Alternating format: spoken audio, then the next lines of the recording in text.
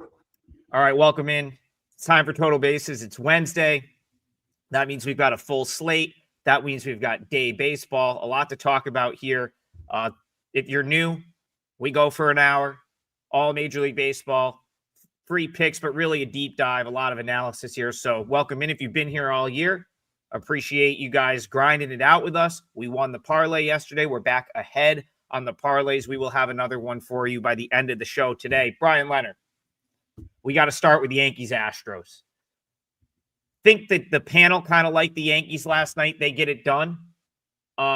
There's another game today, and there was a situation last night where a pitcher very possibly may have thrown at his own catcher out of frustration. So I'm also interested in the chat's take on that, because I think it was as cut and dry, one of the most intentional things I've ever seen. And then you've got these two guys like almost like they committed a crime trying to cover it up after the game, like coordinating their stories and saying some of just the most just nonsense. Cesar Salazar said, well, it's too many Yankee fans in the stadium. Excuse me? Like what? There's so many Yankee fans that you can't hear your pitch comm? Oh, I must have pushed the wrong button. Haven't done that all year. So you did it, the pitch after giving up a grand slam when you guys argued about the pitch. Very interested to see what the chat has to say. If you want to weigh in on that, go ahead. But also, we got to talk Yankees Astros because there's a baseball game today. And who knows what that did inside the clubhouse. Just a very interesting situation ahead of a huge game in Houston tonight. Yeah, it definitely is. And I'm thankful for the Yankees yesterday. That was our big winner for our clients, 4% play.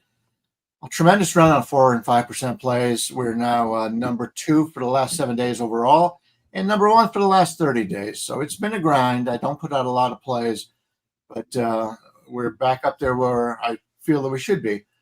We're looking at the Yankees in Houston here. Warren against Alexander. Warren and the Yankees about a 125 favorite, total of 9. I watched that game and I saw that pitch, and there's no doubt in my mind that he did that on purpose. That's all I got to say. It could be wrong, but I doubt it. I'm just scrolling the comments that come in on the screen as they come in, as you break down Yankees Astros for today. I've been doing this for a long time, and I don't buy into conspiracy theories. That was clearly on purpose. Okay, Will Warren, 4.30 ERA, 4.38 expected, 1.40 WHIP. Been a little bit up and down so far. His extension is great, 82nd percentile, walk or strikeout rate 68th, but pretty much everything else is in the lower half of the league. This is a guy who throws 5 pitches. He's mostly the 4-seamer, and he throws it less than league average. He's at 93.2. League average from Reddy is 95. So he's not a guy I'm running out and looking to back in the most situations. Houston going with Jason Alexander, who continues to kind of flummox me a little bit. His season, he's got a 4.61 ERA, 4.72 expected, 1.37 WHIP. The only thing he's better than league average in really is his ground ball rate, 66 percentile. But yet his numbers, he continues to get wins. He continues to go. He's 4-1 on the season. You know, obviously wins don't tell much, but still 4-1 on the season. But with the 4.61 ERA, his numbers are ugly. If you take a look at his base numbers, 3rd percentile chase rate, 6th percentile hard hit rate. But he keeps his team in the game for some reason. Throws 5 pitches. Basically, his sinker and his change are what he uses. What I do like his 4-seamer only throws 92 miles an hour, only throws that 10% of the time. So he's been coached up pretty well. He's getting the best of what he has. Problem is, I don't think he has a lot here. My first glance at this would be the over. We're looking at basically right now, we're looking at the 9. And it's a decent hitter's ballpark. It's plays more neutral. But there's the Yankees have a lot of power, and Houston knows how to pull. And if you pull to left field, if you get ahead of the pitch, which is the big thing, that the Crawford boxes are there, and that's what Houston is known for. That's why they brought in a few players in the offseason that could do that. So I kind of like the over in this one. I prefer the offenses better than the defenses, even though Houston is not hit well over the last month or so. They're barely holding on. They're winning 3-2 ball games. But with these 2 pitchers on the mound, I kind of like the over. Yeah, I won my $5 play yesterday. I had the Mets. I went with McLean against the Tigers, and that came out all right for me. Swept MLB 2-0. I don't think 2-0 you should say sweep though. I think it should be at least 3, but win 2-0 anyway. And I do have my spreadsheet with all my pitcher projections available for free download at my page at wagertalk.com, so go check that out. Regarding this game, yeah, that was a jerk move on Valdez's part. He did that on purpose. He's a jerk move. You could see it on his face. He was ticked off. Pitchers and catchers have a special relationship. You know, some teams actually change the catcher for one game just to suit the pitcher. You know, they have a special relationship, and Valdez, just a jerk. Good pitcher, but absolute jerk. I don't think it's going to affect the team in today's game, though. It'll probably affect him when he pitches next time, but they'll probably switch the catcher next time he pitches. But like Bryan said, Alexander, not a really good pitcher, but the numbers really like him. I mean, he does have a really good walk to strikeout ratio, and he did go 6 innings and shut the Yankees out for 0 runs in his, what was it, a month ago? But that was in New York. So today it's at Houston, and Will Warren has a real discrepancy between his home and away numbers. Pretty bad road pitcher, 5+ ERA on the road. Against Houston, no sample size, so can't really count that. Alexander has good numbers against these Yankees, but that's mainly because he just pitched 6 shutout innings against them in New York. I don't think he's going to be that lucky this time. Well, I don't know if I'll call it luck, but he had a good game. I don't think he'll have a good game this time, though. I agree with Bryan. It would be over or nothing for me here. You need both sides to contribute to an over. And 2 days ago, I'd be concerned about Houston, their bats, but they did have a couple games where their bats woke up. Not yesterday per se, but a couple games before that. So I think their bats will wake up here today. I think they can hit Warren. I would go with an over here as well. Couple comments before I get into my breakdown. First, great call on the Mets yesterday, TB. I won my $5 play as well on the Pirates. But if you want to see something nasty and just a good image of why Nolan McLean is as good as he is, go to my Twitter. I tweeted Rob Friedman's post of him tunneling his pitches, and it is very impressive. The arm slot and where the ball comes out on the sweeper and then the pitch that moves the other way is almost identical, and they end up nowhere near each other. And it's probably why he has been virtually unhittable since coming up. So great call there. Second thing, someone in the chat said Triggs got to lay off the twisted tees. I didn't even know twisted tees still existed. I didn't realize that. Twisted tees is like the OG. That's like I remember hitting a couple of those when I was in college. I think it's probably been about 10 years, Bryan, since I've had a twisted tea, and it was like a tall boy from the gas station. I just don't drink as much anymore. The third thing, and I'll tie this back into this game, is I will say, like, just one more comment about the interaction between Valdez and Salazar. You can't tell me that there's not going to be guys in that clubhouse that have opinions on the matter. I don't care. Like, there are going to be guys in that clubhouse that lean one way or to the other based on what happened. And I don't see how in any way, shape, or form that's a good thing for Houston going into this game. Now I'll go back to what I talked about yesterday for a minute. I think the Yankees might be coming. I said I was going to want to find a way to play them in this series. I passed on the game yesterday, proved to be a great spot to do so. I don't dislike the spot today. I think you're paying a little bit of a worse price, but minus 125, it's still pretty reasonable. Now, Will Warren's a guy that's been very hot and cold, super inconsistent. When he's bad, he's bad. When he's good, he can be pretty good. But, he's got a nice fastball, good movement, locates it, reasonably well. When he locates it well, it's good. When he doesn't, he gets in trouble. So I still lean toward the Yankees here, and I think that I don't know if this will be a play for me or even one I consider. It was on a list for me of about 11 games today, so I really have some paring down to do. But I'll sort of double down on what I said yesterday. I think the Jays are going to have a heck of a time trying to hold off this Yankee team.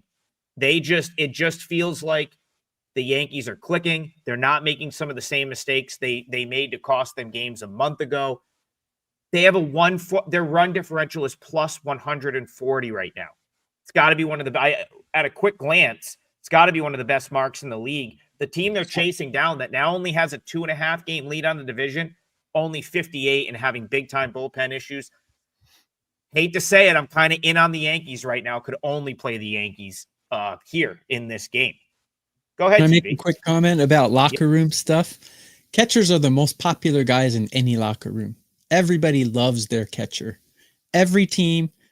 I've never seen an exception to it. So, like you said, if it's going to be split, it's going to be split in favor of the catcher because everyone loves the catcher in every clubhouse. Such an odd dynamic here because it's a young catcher that's unproven against a pitcher that's been around for a while. So it's and is good. I don't know. I don't see that creating decent, like good vibes in the Astros locker room. Whereas like the vibes are high for the Yankees right now. They're playing as good as they've played all season. I would have no interest trying to step in front of the Yankees here. Turnbuckle Tommy says that Pirates plus 1.5 was a beautiful thing as well. Wish I would have just played at money line. I'm actually thinking about going back to Pirates plus 1.5 today.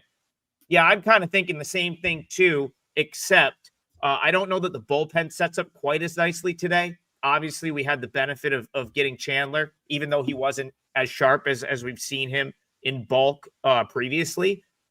But I'm with you, Tommy. I'm still thinking about and I'll probably be here all month. Pirates, I think, are a very undervalued team right now. Once again, the plus 1.5 line get you minus 110, minus 115, very playable number. This is another one that's on my very long list today. Bryan Leonard, any interest in going against the Dodgers after an outright loss here? We've got Tiny listed, and Tiny's, from what I've been reading, is going to be starting today. But when I go to the StatCast page, they don't have Ohtani list. They have it blank, so I can't comment too much on that. I will say that I agree. Pittsburgh, I thought Ashcraft's a guy I want to bet on right now. And although Ohtani's is a great pitcher, he's been very good and he's extending his innings. You still take a look at that, what he's done, and does he really deserve to be that big of a road favorite here? You mentioned the run differentials earlier, and yes, the Yankees are number 2 on the season and still following Milwaukee, and the Dodgers aren't even up 100 runs anymore. So it's a game that obviously it means very little to the Dodgers, and it always means more when a team plays the Dodgers because they're the champs and big salaried team. So I kind of like Pittsburgh here too. I do like the situation with Ashcraft on the mound. He's been nothing but great so far. 2.58 ERA, 3.17 expected, 1.15 WHIP. Take a look at his StatCast page, and really, the worst thing he has is his 44th percentile extension. This is a guy who's really coming into his own. Throws 5 pitches, although his four-seamer he throws second. 32%, slider 33, and his curve 20. That's really what he bases it mostly on. But his fastball is 96.9 miles an hour. That's good. That's almost 2 miles an hour better than Major League Baseball average. So yeah, I like the Pirates here. I could play them plus the money, or I could take them on the run line here. The total's only 8, so it's been bet down from 8, slightly bet down from 8.5, 120. To start it off. But yeah, I like Pittsburgh. You got to find a way to bet Pittsburgh on this one. Maybe we play the Dodgers team total under. Maybe we play Pittsburgh, but maybe we play Pittsburgh plus 1.5. But I have no problem playing on the Pirates today. That's a pretty good bet, I believe. Yeah, guys, I have an MLB play out today already. Have not put a free play out yet, but I will after the show. Plus 105 units in 2025. So go check out my play. I'm sure these guys will have a play out as well. I'm going to kind of say what I said yesterday. Numbers love the Pirates, but my heart, I just can't do it because LA has so much talent. They're just not that bullpen, man. That bullpen is just so bad. Every time the Dodgers get a lead, you just know they're going to give it away. You just know it. And even Trinan was bad yesterday, which I didn't expect. Then they got I mean, their bullpen is just a mess right now. Pirates look sharp. This is a cover the logo kind of thing. Pirates are hitting better. Their bullpen's playing better. And their starting pitcher is pitching better than Ohtani. I hate to say it. But one thing about Ohtani, his strikeout prop, 6.5. Little high, I think, because we don't even know if he's going to finish 5 innings. 6.5 is high. But when you look at how he's been pitching this season, he's striking out 13 guys per 9. Pittsburgh's striking out 9 per 9. So I don't know if he's going to get to 7. It seems pretty high to me. So that's one way I might think about going. Looking at Braxton Ashcraft, yes, he's pitching really well. They slid him from a relief role to a starter role, and he's been the starter for, looks like, 3 starts now. He's gone 5+ innings, 5 or more innings in every start, and he's only given up 2 earned. That's pretty good. But one of those starts was the Rockies. He faced the Cardinals, very average hitting team, and then he faced the Cubs, which is a pretty good team. So, yeah, he's been tested. I think 3 starts is enough to say he's a pretty decent pitcher. Will he get blown up today? It's possible, because the Dodgers are angry. And even when they lose, they seem to score 7 runs no matter what. So I don't know. This could be a high scoring game. I think Ohtani's strikeouts under 6.5 would be a decent play. And I think the over again would be a decent play. I like the Pirates again here. I don't know if I'll throw it in the parlay. I don't know if it'll make my client card, but it's certainly close. You talked about Braxton Ashcraft. He was always a starter. That was like, this is like what the Pirates, I guess, are doing these days. Like Bubba Chandler, who came in relief yesterday, always a starter. They bring him up. They put him in the bullpen. Braxton Ashcraft was always a starter at AAA. They brought him up, had him throw some long relief. I don't know if this is like something that they're doing from like a developmental standpoint. I don't hate it. Certainly helped Ashcraft, because he kind of, I feel like, got refocused a little bit, because prior to Ashcraft being called up, he had a couple shaky outings. So maybe it's just something they're doing from a developmental standpoint to see how guys respond, and why not, right? Like, they're out of it. So like they had the ability to experiment a little bit. But I think what you've seen the last couple times out is what Braxton Ashcraft is probably going to be. If this organization didn't have a Paul Skeens, didn't have Bubba Chandler, we'd probably be talking about Braxton Ashcraft in the same sort of vein that Mets fans are looking at, like a Nolan McLean or someone like that. Like, he is that type of prospect. It's just he's been buried a little bit because the Pirates, I think Bryan Leonard likes to say, they've been so bad so long. They've got all these good young pitchers now because they draft one in the first round every year, and they've done a good job at drafting pitching. So I think Ashcraft is the real deal. What I'll be looking for, a couple things. So the other thing that's really important here, Pirates keep playing good ball. I think they're now 9-3 in their last 12 games, and they're actually starting to hit a little bit, which is something the Pirates really hadn't done all year. I go back to a couple of recent call-ups. Cam Devaney up recently. They brought Nick York up. These were guys I was waiting for them to call up. Maybe we'll see Rafael Flores sooner than later. He's the catcher that they grabbed from the Yankees when they traded David Bednar. I think he's going to be really good. Great big guy. Like, he's going to be right now, what they have, one of the worst offensive catchers in the history of Major League Baseball, and Henry Davis. I know he doesn't play every day, but like, man, I'd love to see Flores at the bottom of that order, just making the Pirates better. The guy I'll be looking for today to be called up, which might put me over the edge here, is Justin Lawrence. When he's healthy, he's one of their best bullpen arms. He threw 3 times at Buffalo last week, and in AAA, he's on a rehab. He's now been rehabbing for a month. Again, no reason. They're kind of in this spot similar to the Orioles, like we talked about, where there's no reason to rush guys back. So he spent the entire month of August rehabbing. And I think the only reason they hadn't called him up yet was the command was a little shaky, had walked a couple of guys. Batting average against in the minors this month for Lawrence, 125. It's kind of what I expect from him. And the last time out, he threw all strikes, no walks. He kind of looked like, it was like, okay, that's what we expected to see. That was Saturday. So I wouldn't be at all surprised, especially after yesterday where they used some relief arms, if he's added to the roster. And I think I could get behind that. Ashcraft, Lawrence, maybe 1 or 2 other bullpen guys.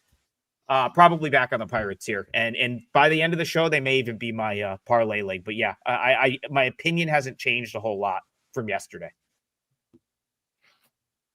All right. Duffel. He says, did y'all talk about the fish yet? He likes them today. This is an early one. Bryan Leonard, Marlins, Nationals. Yuri Perez had a rough go of it, to say the least, over the weekend. He came to Citi Field in a game that I think I actually ruined the parlay with the under in that game, which has never lost so quickly. I don't think there's ever been a under in one of our parlays that has killed a game so quickly than last Friday when Yuri Perez just got absolutely blown up by the Mets. Much easier task for him today, in my opinion. Not that anything's easy, but the Mets are so hot right now. Now he turns around, heads to DC to face a Nationals team that enters play at 55 and 83.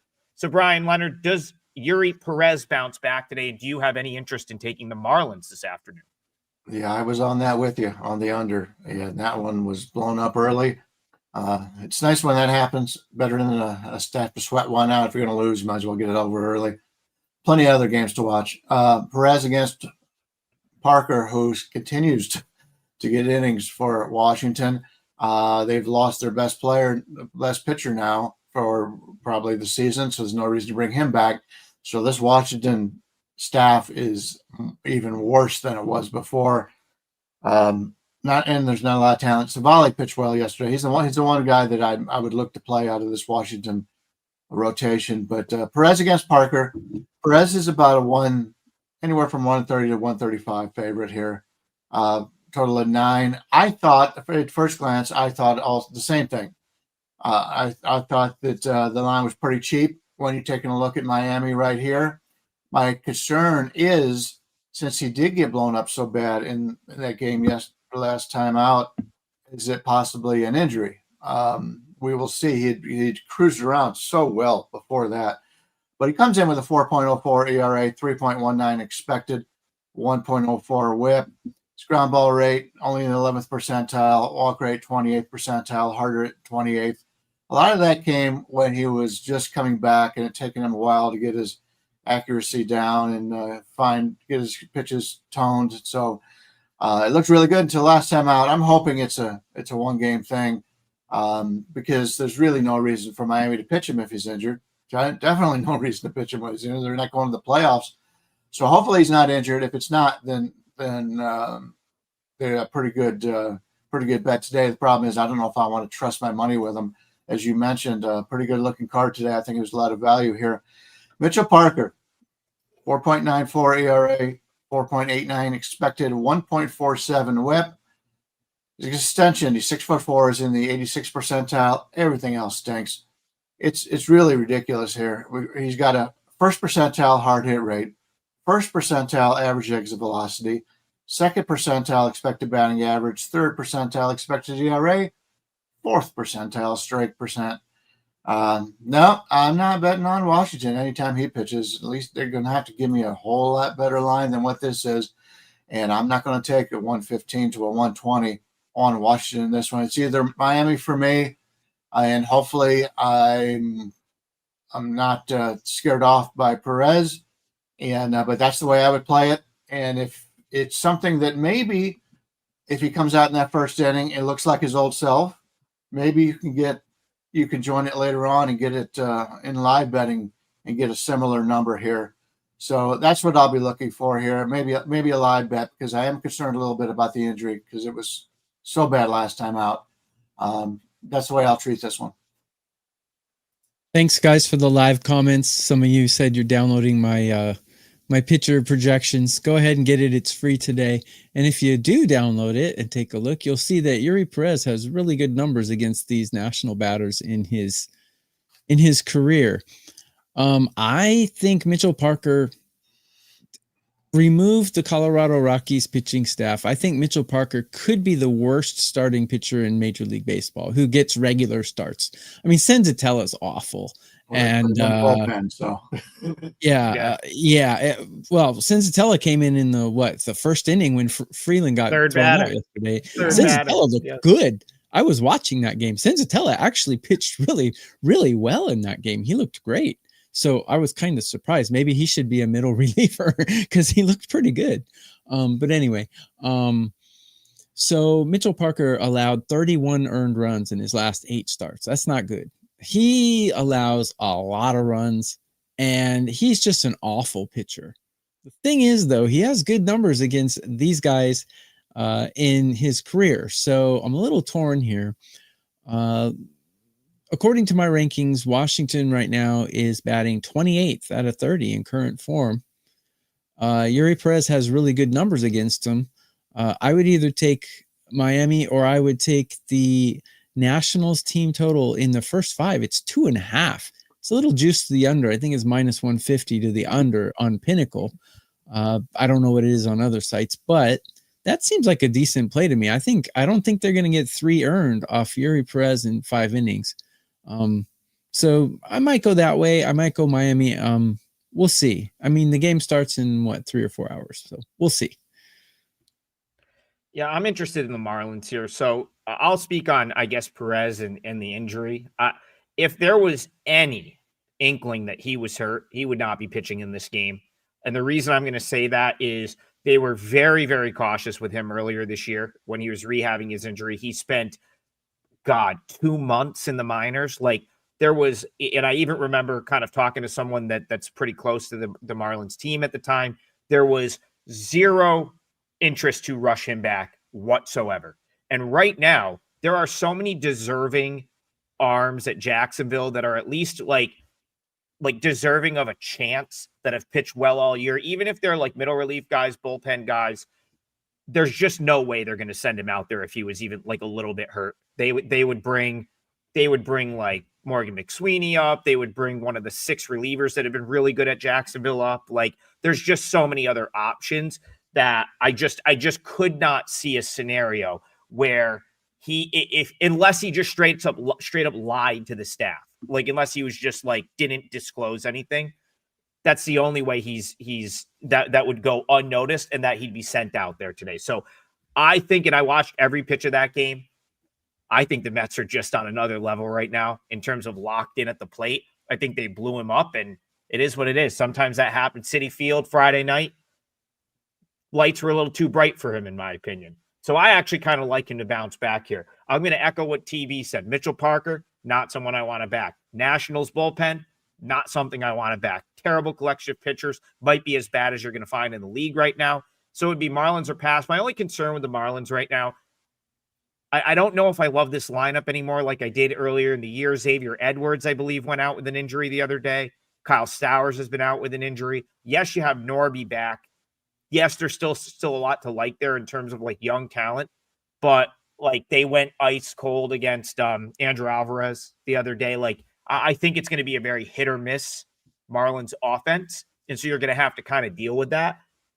I think for another 10 cents, I might be down to deal with it here. Minus 130, minus 135 is a little bit pricey, but if this somehow got down to like the minus 115, minus 120 range, I think I could definitely take the Marlins. And I wouldn't put anyone off taking the Marlins. It's just, for me, as I've said, I've got 11 leans today. And so I'm trying to like pare it down. Do I want to lay $1.35 when I could potentially bet something else that's a little bit better price? I'm not sure, but yeah, I think Marlins are pass for me here. Colin Gregory, yes, we just walked it off in the KT game. Let's go. That was a crazy game in Korea this morning. They choked away a huge lead. They just won in a walk-off. So we're fired up about that. Let's go. Travis, yeah, let's go to this is another day game. I'm interested to see what people have to say about this one. Because the Mets are blowing up just about everyone. TV was on the Mets yesterday. That was a win, and that was a way easier win than I thought it was going to be because the Mets just did whatever they wanted. Crooked numbers everywhere. I mean, Bryan, you mentioned this yesterday. The top of that order is so locked in right now, and those are guys that, like, when those guys are locked in, Soto, Lindor, I mean, these are not just anyone. These are, like, all-star MVP caliber type players. When those guys are locked in, would you even consider going against the Mets here? Mets Holmes against Mine's going for Detroit. And we're looking at basically a 115 favorite for the Mets, total of 9. or you can get the 8.5 over at a extended price there. When I'm looking at this game, Clay Holmes is now pitched 142 and a third innings. The last 2 years it was 126 combined. I'm still worried about him in this regard. Started the year really well, and now his ERA is up to 3.60.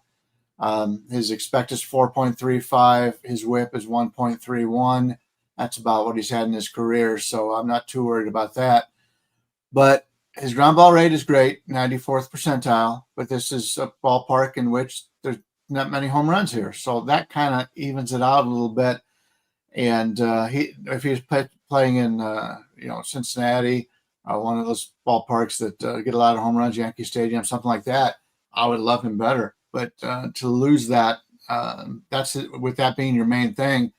And the barrel rate 71st percentile. So everything else pretty much is below league average. We're looking at his whiff rate 21st percentile, strikeout rate 22nd, walk rate 31st. So I really liked him earlier in the season. I like him less as the year goes on. Casey Mize, just the opposite. Coming into the season, I really didn't care for him, but he's pitched better than I thought. So comes in with a 3.95 ERA, 3.77 expected, 1.31 whip, a little high in that regard, but it fits in with his career. His extension, 88th percentile, walk rate, 81st percentile, but then everything else is about league average or worse. So we've got two pitchers here that I can go against and try to fade here.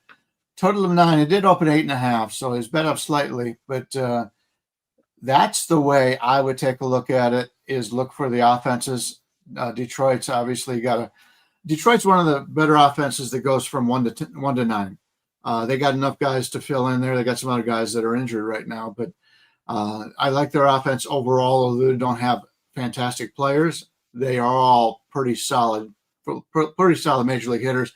And as you mentioned again from yesterday, we talked about it. The Mets are just so hot right now. They are burning hot. And with these two pitchers on the mound, I'll look for the over 9.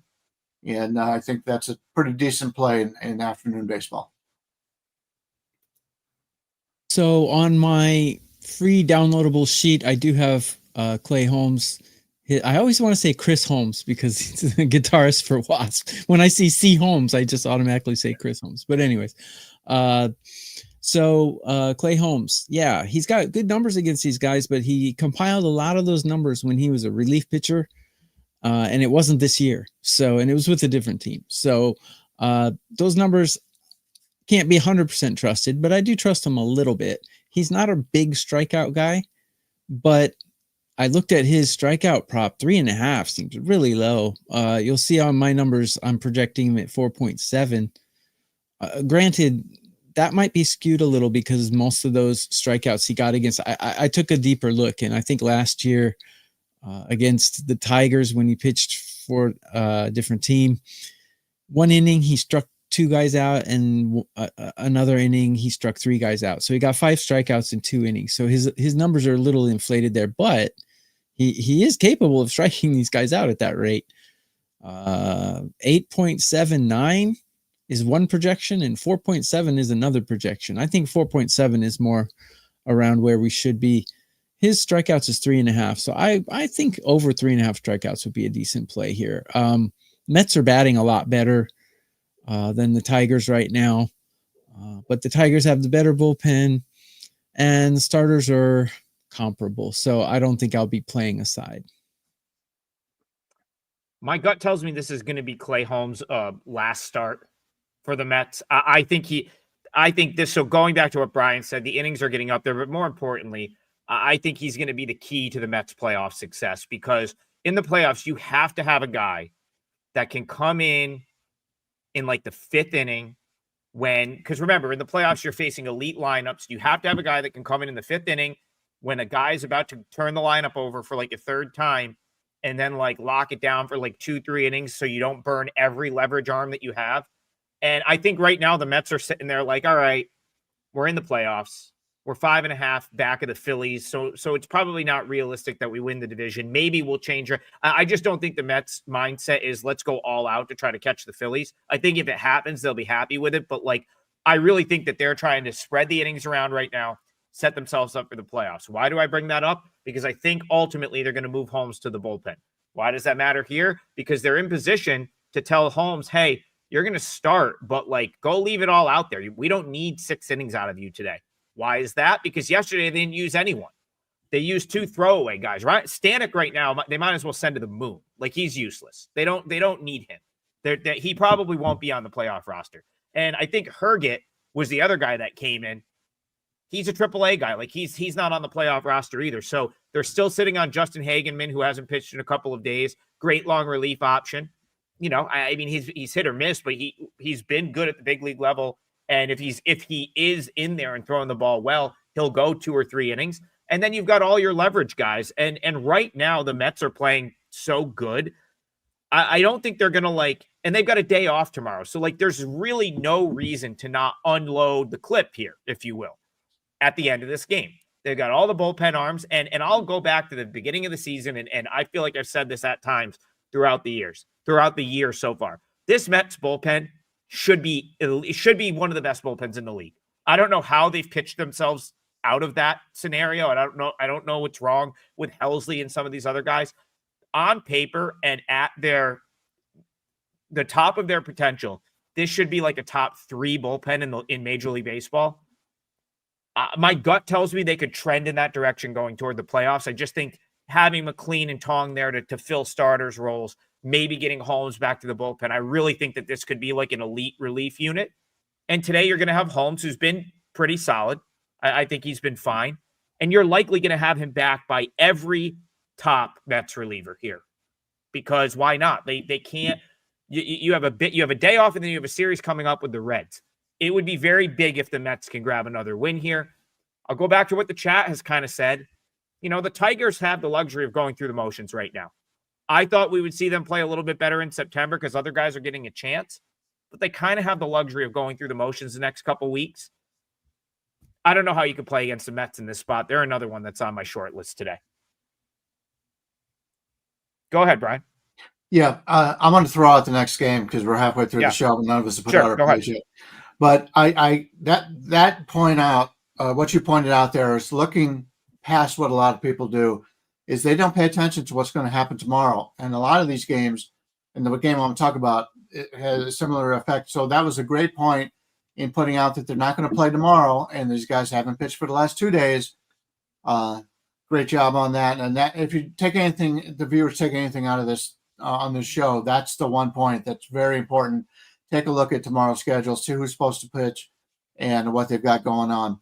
I am going to use for my parlay play here, I'm going to take a look at that San Francisco game that helped us in the parlay yesterday. Thank you, Brandon. Robbie Ray's going to pitch for San Francisco, and Colorado's got Marquez going. Ray right now is about a $2 favorite with a total of 11.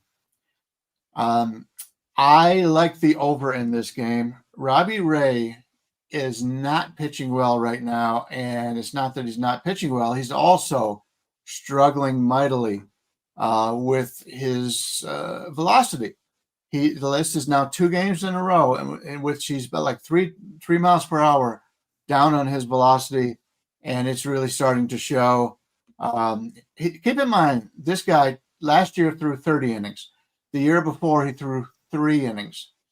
So he's been a workhorse in his career in 12 seasons, but he has not thrown this many innings in a while. Velocity's going down. He's going through a tired arm phase.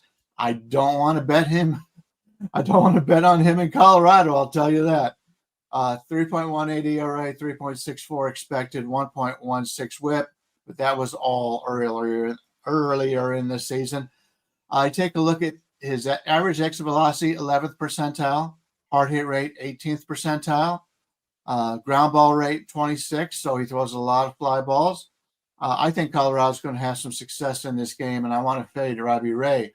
The problem is German Marquez, 6.14 ERA, 5.52 expected. He's coming back from an injury, by the way, but that was earlier in this last year in 2023, very similar. 20 innings in 2023, 4 last year. Now he's at 102 already. and he's not even in a good 102 this year. Just look at the Statcast page. It's blue all over. There's nothing. His fastball velocity, 59th percentile. That's his best thing. Everything else, single digits in just about everything. I'm not going to go through it and bore you. And as was just pointed out in the last game, neither one of these teams play tomorrow. So normally, a lot of times you got to look at the getaway day. Well, we've got a similar total in this game, and we got Marquez, who's been horrendous all year. We've got Ray, who's been horrendous the last 2 weeks, both dealing with pitch counts that are really high on the season as opposed to the last 2 years. I love this over in this game. I think over 11 is a really solid bet here, and I'll use that for my free play today. I would agree with Bryan on that Robbie Ray is not exactly a great pitcher against these batters. As a matter of fact, he gets tagged pretty good. 289 average against in his career. It's not great. He's not the dealer that he was earlier in the season. He's fading a little. Marquez also doesn't have great numbers against the San Francisco batters, an 821 OPS against in his career. Add to the fact that not all those games were in Colorado, and this one is. So I definitely would not argue against an over there. I have taken San Francisco for 2 days in a row, but I'm not going to take them today because for some odd reason, it's so hard to win 3 games in a row in this league. And hey, San Francisco's probably going to win it because they're the better team, but I'm not willing to put money on it today. I was the last 2 days, but today I'm not. I mean, I make this 12.5 on the total. So my numbers certainly agree with an over of 11. TB, I'm with you. Like I bet the Giants was the best bet for me on Monday. Yesterday, I loved the spot for them. It was just there was no value, but I was fine with you putting it in the parlay. That got the win. If the Rockies were going to steal one, it would be here. But the reason I will sort of, agree with Bryan and say the way I would go with the over, they got 2 batters out of Kyle Freeland last night. That was their starter. And not only is he their starter, he's a guy that typically, if there's one guy that sometimes eats innings up for them, it's Freeland. He lasted 2 hitters before he got thrown out of the game. Ended up using Senzatela. Fine with that. But still, Zvili. Hill is the one guy I really like in that bullpen. Jaden Hill, I think, is actually going to be a pretty good reliever. He goes 2 innings last night. And so, again, you're going to you're looking at Marquez, Rockies relievers. There's got to be some runs there. If the Rockies can contribute at all, which Bryan thinks they will, this one should soar over. I'm with you. The over makes a lot of sense. Colin, he says that Mets reminds him of the 2017 Astros. I was going to say the whole time I'm sitting here thinking, reminds me of the 2016 Indians. Bryan, do you remember who the MVP of the ALCS was in 2016? Top of your head. MVP. I remember what I had for lunch yesterday. The MVP of the 2016 ALCS was Andrew Miller. And I think Clay Holmes. Right. Yeah. I think Clay Holmes could be that guy for the Mets, just going back to that last game. On this game, Bryan, I agree with you. I'm all about the over here, and I love that you picked that for the parlay. All right, let's go to. I had a game I was going to go to here, and I lost it. TB, do you know what you want to put in the parlay yet? Because I don't. So I'm still kind of thinking about a couple things we've already talked about already. Or do you have a game that you want to talk about that we haven't touched on yet? Let me do this. Let me go back. Did someone take Miami in the parlay? Not yet. Yeah. Okay. But I think I will. Give me Miami Marlins in the first 5. I think that would be a good play. I think it's minus 130 right now. I think that's a decent play. I'm going to fade Mitchell Parker. All right. So we'll go back to that at the end of the show since we already talked that game. We have a couple people. I'm going to go to this game. We'll get that at the end of the show when we lock in the parlay. Russell Deck in like half the chat, now that I'm seeing it, wants to talk Braves, Cubs. So Bryan Leonard, Bryce Elder, our favorite 4A pitcher right here on the mound against Cade Horton, who's actually been really good for the Cubs. I think he's had a great rookie season so far. I think he's sort of been like anything that they could have wanted him to be at this point when he was sort of like highly touted coming up through the ranks. The other thing I'll point out about the Cubs, I mean, are they like, they're really trying to catch lightning in the bottle. They grabbed Aaron Savale. I saw Austin Gomber down at AAA pitching for Iowa last night, but they must have signed him off, when the Rockies released him the other day. So talk about that for a minute. Do the Cubs have enough pitching, and is Horton a guy that you would lay $1.50 with in a spot like this? First of all, just for Brandon, keep in mind, he said 130. It's 145 at this point. I don't know if that changes anything or not. Okay. Elder and Horton. Horton's about a 150 and a total of 8.5, slightly to the under in this one. And Bryce Elder, a big punching bag of us all season long, but my memory serves me right. He's been pitching a little bit better lately. 5.85 ERA, 4.98 expected, 1.48 whip, and that's where he gets in trouble. His ground ball rate's good. In fact, it's very good at 86th percentile, but all his numbers are in the blue on StatCast. None of them single digits, so he's just generally bad. But he's not a guy I want, and he only throws 4 pitches. If you are a starter in Major League Baseball, the more pitches you have, the better. And because you see a lot of these young guys, Mizorowski and some of these other guys that come out, and they've only got 3 pitches. Some even come to the majors with 2, and they're so good on those 2 pitches they can get away with it, but not very often. So Elder's a guy I usually try to fade. Kate Horton is a guy that he's been good, but he hasn't been great, and he's been a pretty highly touted prospect for years for the Cubs. Cubs in nice 9-4 record. Of course, Cubs are a good baseball team, but 2.92 ERA, but 4.04 expected, 1.19 WHIP. I would think at this point, the rest of the season, he would play more towards the expected than the actual. Barrel rate, he's only in the 14th percentile, extension 26th, strikeout percent 32nd. Everything really on his StatCast page is mediocre. It's not bad. It's not good. It's just right down the middle, an average Major League Baseball pitcher. He does throw 5 different pitches, although the sinker is only thrown 5% of the time. His four-seamer, he throws 50% of the time. And I'm not a huge fastball guy if you ever watched this before, especially when you don't have a great fastball. Now, the average for a right-hander is 95. He's at 95.7. It's been enough to get him by right now. But in the future, he's going to lose velocity, and he doesn't have enough of his other pitches that he throws enough. So eventually he's going to have to expand a little bit. But out of the 2, yes, obviously I would prefer him over Elder, and you're getting him in that 150 range. I may be a little bit too expensive for me. Chicago's not been playing well, and I know they've got the better players, but that's probably going to be something I'm going to sit on the side for. Oh, yeah, the Cubs are just a better team. I mean, I don't think anyone could argue with that. I mean, Horton's been pitching well. Elder is just atrocious. He's awful. And this Atlanta bullpen is even more awful. I got them ranked 24 out of 30 in current form. That's just awful. Cubs, I got them ranked 11 for bullpen in current form. Hitting, I got them both pretty even.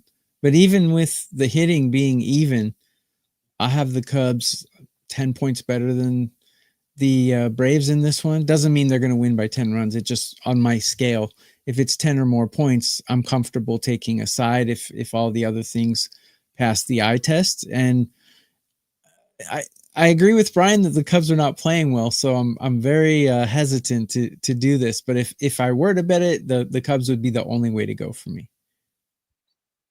Same. Just no way I could take Bryce Elder at this point. I know he's pitched a little bit better, but like, yeah. And I'll go back to what I've been saying about the Braves for weeks. Like this is not the team that I think is going to play spoiler. Like the Braves are the team that I think got off the mat, had a nice month of August, which I wasn't necessarily expecting. Like they have played pretty good ball to this point. 7-3 in their last 10 games, and yet they're still 13 games back of the wild card. And there's going to be a point in time where I think they just call it a day. Like I said, it would be in September at some point because, hey, like the Atlanta had a pretty solid August. And I'm sorry, I read that wrong. They're 4-6 in their last 10, and they lost. They've now lost back-to-back. So it's starting, in my opinion. I think you're going to see the Braves fade drastically this month. The reason I say that is they just don't have. So like I'm looking at two teams in the standings that have the same record in the National League. Braves, Pirates. They're both 62-77. The Pirates have all these young guys that are eager to get up, show what they can do. They want to get the experience, and they actually have like highly rated, good young talent. The Braves have veteran players who are not having great seasons, who thought that what they were signing up for was being on a team that was potentially going to go to the playoffs, and that have had like guys like Acuna, Marcelo Ozuna, like the Olsen, like these type of guys have won before. So like there's just, how do you get out of the bed in the morning if you're the Braves, right? You gotta go to work for the next 3 weeks. I think this team is ready to call it a season. And then you look at okay, so are they going to play the young guys? The Braves don't have those young guys outside of like Drake Baldwin. Maybe I don't even know who else I would consider like really good, young, unproven talent on the Braves. They just don't have it. And Hurster Waldrop's pretty good. Like, maybe a couple of the pitchers, but the Braves just don't have that type of talent right now. So I think it's going to be a bad month of September for the Braves. Back-to-back losses already. I think they take another loss here. Not sure I can play that, but I think they take another loss here to the Cubs, who I do think, if the Cubs come to play, they're going to win this game. I don't know how to put that that doesn't need more sugarcoating than that. The Cubs show up with Horton here, and they have good at-bats against Bryce Elder. They will score. They will win. It's that simple. All right, I want to go to Bryan. I know the game I want to talk about, and I'll see if either of you talk me out of this or agree with me, but I have an opinion in Angels-Royals that will likely close out our parlay. So let's talk about that game. Angels-Royals. I believe the Angels are going to start Caden Dana here, who's been up a couple of times and has not been very good. And it's probably Ryan Burgert for the Royals, who desperately need this one, 2.5 out of the wild card, and they can't afford to lose games like this. So, Bryan, Royals, Angels, how are you seeing this one? We're looking at Burgett is basically a 175 favorite and a total of 9, and there's no way the hell I'm laying 175 with Ryan Burgett. Caden Dana comes in. Keep in mind, this kid is 21 years old. He pitched last year for the Angels. They brought him up through 10 innings. As you mentioned, did not go well. They brought him up twice this year in a relief role. It did not go well. But if you've got a 21-year-old guy that's getting major league experience, that tells you what they think of him overall. His numbers are ugly. I won't get into all that. But this is a guy I've been waiting to get up there and to get a chance. So I'm looking at any chance I get to play Caden Dana. He's currently their number 5 draft pick, prospect. But he's a guy. He's the future of this pitching staff, I believe. Ryan Burgett, his numbers are great. 2.67 ERA, 4.09 unfortunately expected, 1.11 WHIP. But if you look at his StatCast page, he's a lower volume. If a scale of 1 to 10 from an average major leaguer would be 5, he would be a 4. And yet he's gotten off to this great start, and that's why this line is so high, along with Kansas City, the need factor. And I always say, if a team is in the need factor, the need to win this game, they're just not very good. That's the whole point. They've had all season to put themselves in this position. He's in the 4th percentile ground ball rate, which is excellent in this ballpark for the most part. This year, there's been more home runs, but normally it hasn't.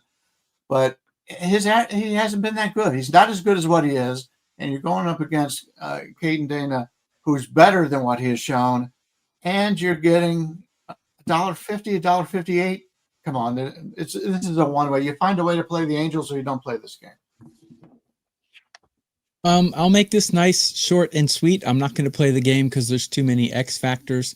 The Royals rank higher in hitting and bullpen, but again, too many unknown factors here, so I am not going to play it. I'll probably play tomorrow when Lugo goes for the Royals, because I don't think he'll have two bad starts in a row. But for today, I'm going to lay off. Go download my pitcher projections sheet from my page at wagerstalk.com. It's free.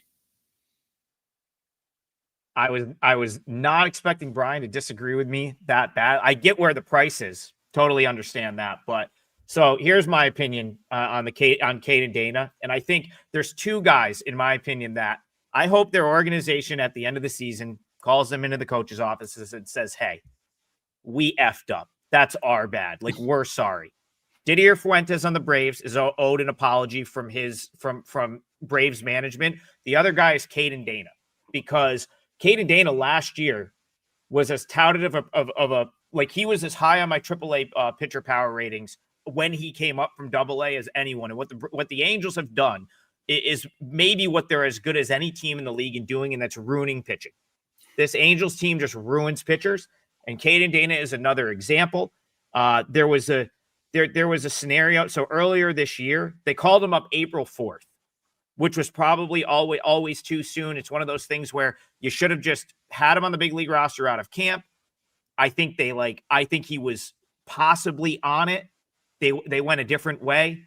He went into the minors, and then, of course, Angels needed a pitcher, so they called him up, gets crushed. It was a bad spot for him, goes back down. He's pitching okay. Then he has a scenario where I bet the game, so I remember this. He didn't have it in the first inning, so they took him out after a third of an inning and tried to give him a start a couple of days later against the same team. Gets bombed, shocker, like that was ever going to work out. Then he gets called up again to face the Marlins, crushed. So that's his 2 times. Now he's gone back down, injured, middle of June. Probably because they're dicking him around. He's a starter. Now he's out of the bullpen. We've got him out of the bullpen here. Now we're going to start him. After letting him throw an inning when he didn't have it. Just a total shit show. Should have never happened. Hurt. On the IL for a month. Comes back, crushed every single game since he's been back. It's just been a total dick around for him. His ERA at Salt Lake this month is 6 in 5 starts, with a 253 batting average against and a 1.42 whip. So what did they say on short notice here? F it. Let's fly out to Kansas City. We'll give you the start here. It just, this is what I'm talking about. I don't think he was even. I didn't hear he was starting until a few minutes ago. But the reason he's probably going to come up and make this start is the Angels cooked through their bullpen in last night's win. They used a lot of bullpen arms. So they probably looked at who was coming up and said, well, we already ruined this guy enough. Let's just throw him back out there and see what he can do.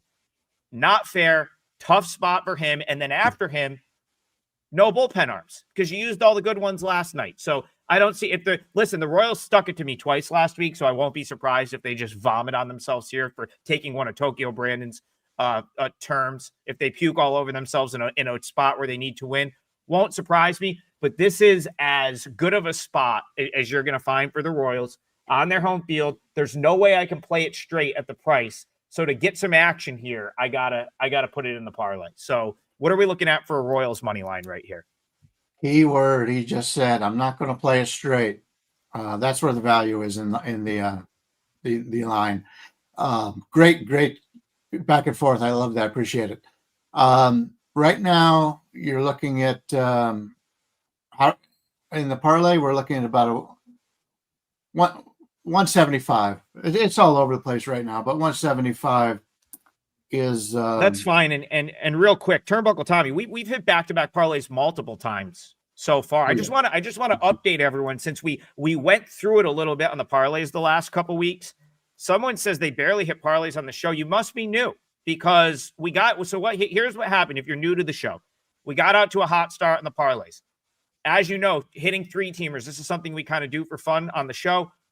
We lost most of what we were up. Yesterday we win. So coming into today, just to update everyone, and this in my opinion is pretty impressive. We have fired a parlay on this show every single day since April. And coming into today, if you were to play them for $1 for the same amount, so for let's say you played them for 1 unit or every dollar, let's say you put $10 on each one.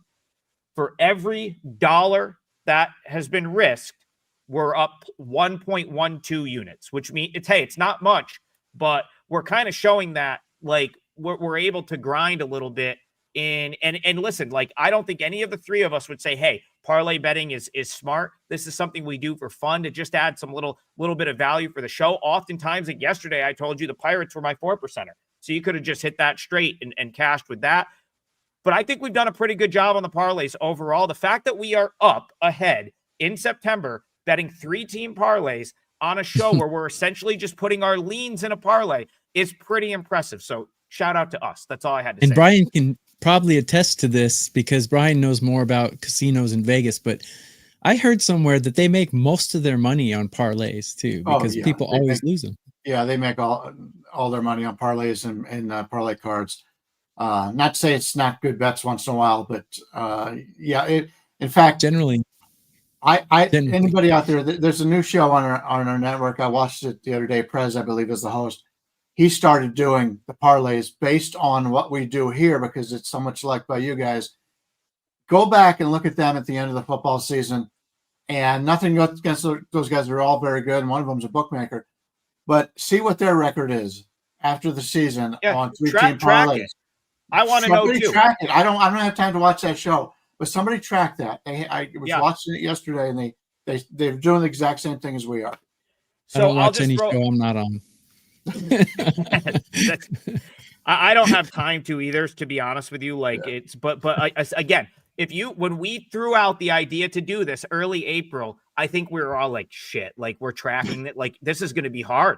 It's going to be really hard. The fact that we are sitting here on September 5th in the plus, to me, is a major accomplishment, but we're not done yet. We need to have a good September because I really want to get to the end of this show and be in the plus on the parlay. So Bryan, I know we have to end the show, but could you imagine if you bet our bets separately as 3, how much you'd be up? Probably quite a bit. Yeah. I was going to say we've definitely got 2 of 3 on a number of occasions. So many times. We've gone 3-0 more than we've gone 0-3 also. Yeah. Yes. Bryan, what is the juice on that over in the Giants Rockies game? That is -115. The Miami first half is -145, and your Royals are -175. And also, I want to make sure that the other thing to point out, has nothing against the other show.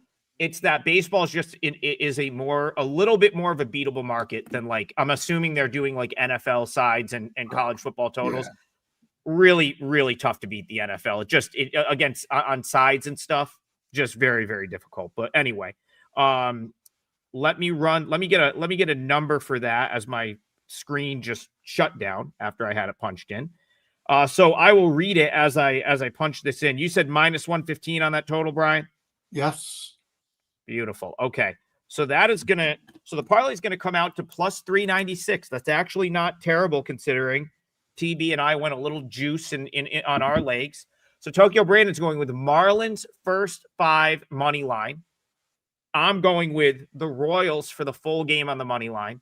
And Bryan Leonard's going with a total over 11 Giants Rockies. So one more time on the 3-teamer, Marlins first 5 money line, Royals money line, and Bryan says Giants Rockies over 11, pays +396. So we need to now I feel like the challenge is, can we hit them back-to-back day 3-teamers? I will say this, I don't think it's happened in a little bit. So I'd love to do it today. Let's hit another parlay. Win or lose, we'll be back at 9 a.m. tomorrow morning. All the guys are going to have stuff up on their page today. TB's already got stuff up. I'll be probably locking in a play shortly here. I think everyone's on a pretty good run. So check out the different specials right now. I think we've got a 7-day all access that is pretty discounted, and that's for all handicappers. So take a look at that. We appreciate you guys tuning in.